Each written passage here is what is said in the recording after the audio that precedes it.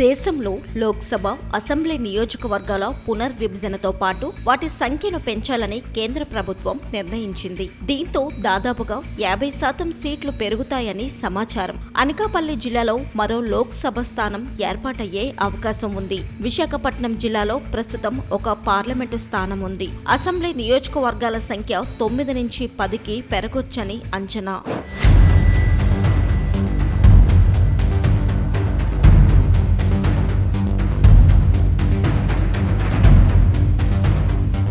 నియోజకవర్గాల పునర్విభజన అనేది భౌగోళిక విస్తీర్ణం ప్రకారం కాకుండా జనాభా ప్రాతిపదికగానే జరగాల్సి ఉంది. ఇందుకోసం 2011 జనాభా లెక్కలనే ప్రాతిపదికగా తీసుకుంటున్నారు. ఈ లెక్కల ప్రకారం విశాఖ జిల్లా జనాభా 25 లక్షలు కాగా పునర్విభజన కూడా జనాభా ఆధారంగా నియోజకవర్గాలను ఏర్పాటు చేస్తారా లేక ఓటర్ల సంఖ్య ఆధారంగా ఏర్పాటు చేస్తారా అనే అంశంపై ఇంకా స్పష్టత లేదు. అంటే పిల్లలు, పెద్దలు అందరినీ కలిపి లెక్కిస్తారు.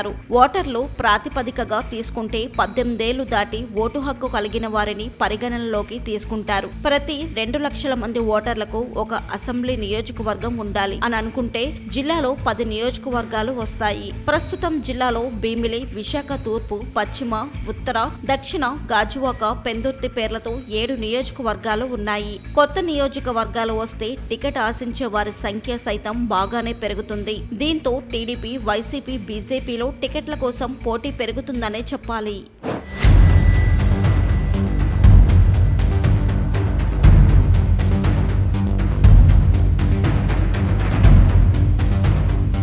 భీమిలి నియోజకవర్గం ఓటర్ల పరంగా విస్తీర్ణం పరంగానూ పెద్దది. ఇక్కడ 3,66,561 మంది ఓటర్లు ఉన్నారు. మధురవాడ, పియ్యంపాలెం, ఎండాడ పరిసర ప్రాంతాల్లోనే 3 లక్షల జనాభా ఉంది. భీమిలిని 2గా విభజించి మధురవాడ పేరుతో ఒక నియోజకవర్గం, భీమిలి పేరుతో భీమిలి, ఆనందపురం, పద్మనాభం మండలాలతో మరో నియోజకవర్గం ఏర్పాటు చేసే అవకాశం ఉంది. గాజువాక ఓటర్ల జనాభా 3,35,536 మంది. దీనిని కూడా 2గా విభజించాల్సి ఉంది. ఇక్కడ దువ్వాడ, కోర్మనపాలెం ప్రాంతాలు శరవేగంగా అభివృద్ధి చెందుతూ జనాభా పెరుగుతుంది. ఈ నేపథ్యంలో గాజువాక నుంచి ఈ రెండింటిని విడదీసి దువ్వాడ, కోర్మనపాలెం పేరుతో కొత్త నియోజకవర్గం ఏర్పాటు చేసే అవకాశం ఉంది.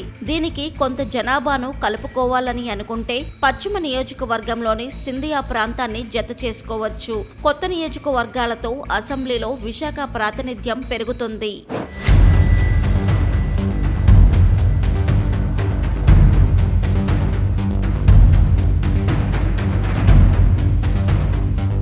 విశాఖపట్నం తూర్పు జనాభా 2,92,450. దీనిని కూడా 2గా విభజించాల్సిన అవసరం ఉంది. ఇక్కడ ఆరిల్లవ ఓటర్ల సంఖ్య అధికంగా ఉంది. హనుమంతవాక, ఆరిల్లవ, పైనాపిల్ కాలనీ, కృష్ణాపురం, విశాలాక్షి నగర్ కలుపుకొని ఆరిల్లవ లేదా హనుమంతవాక పేరుతో ఒక కొత్త నియోజకవర్గం ఏర్పాటు చేయవచ్చు.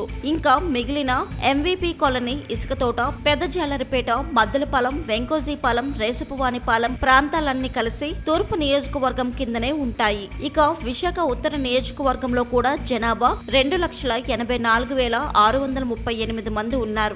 గాజువాకను 2గా చేసినప్పుడు విశాఖ పశ్చిమ నుంచి సింధియా వంటి ప్రాంతాలను అటు కలిపితే విశాఖ ఉత్తరంలో కొంత భాగాన్ని, ఎన్ఏడి సమీపంలో ప్రాంతాలను విశాఖ పశ్చిమంలో కలిపితే హెచ్చుతగ్గులు సరిపోతాయని భావిస్తున్నారు. విశాఖ దక్షిణ నియోజకవర్గం జనాభా 2,17,784. ఇందులో కొన్ని ప్రాంతాల్లో అటు ఉత్తర నియోజకవర్గంలో కానీ ఇటు తూర్పులో కానీ జత చేసుకోవచ్చు.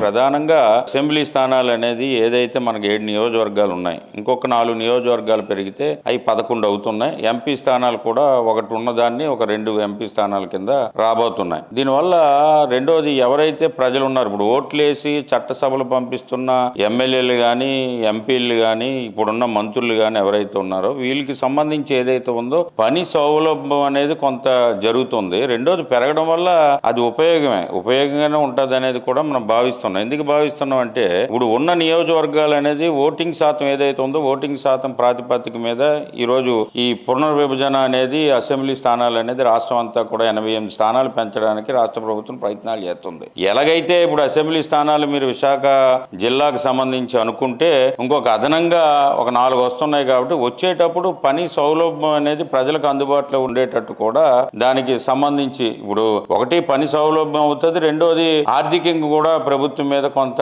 ఆర్థిక భారం కూడా పడుతుంది. అది కూడా పడుతుంది కాబట్టి రెండు కూడా ఆలోచన చేసి ప్రజలకు సంబంధించి దగ్గరగా చేరువయ్యేటట్టు ఆ పని అనేది ఎవరైతే వాళ్ళ తాలూకు అవసరం మీద ఆ ఎమ్మెల్యేల దగ్గరకు వస్తారో వచ్చేటప్పుడు ఆ పని జరిగేటట్టు ఎమ్మెల్యేలు అనేది స్పందించి ఆ ముందుకెళ్ళుంటే బాగానే ఉంటది. ఇప్పుడు మనం చూస్తున్నాం చాలా ప్రాంతాల్లో పనులు జరగక కొన్ని ప్రాంతాలు ఏవైతే ఉన్నాయో రోడ్లు కానీ ఇతర డ్రైనేజ్ కానీ ఈ ప్రాంతాల్లో కూడా కొన్ని జరగలేని పనులు కూడా ఇప్పటికీ కూడా ఎక్కువగా ఉన్నాయి. కాబట్టి దాన్ని ఇంకా కూడా అసెంబ్లీ స్థానాలు పెంచడం వల్ల కొద్దిగా మెరుగైన అవకాశాలు ఎక్కువగా వస్తాయి అనేది కూడా ఆశిస్తున్నాం కూడా. ఆ వైపుగా ప్రభుత్వం అనేది ముందడుగులు వేస్తే బాగుంటది కూడా, మంచిదే దీనికి సంబంధించి.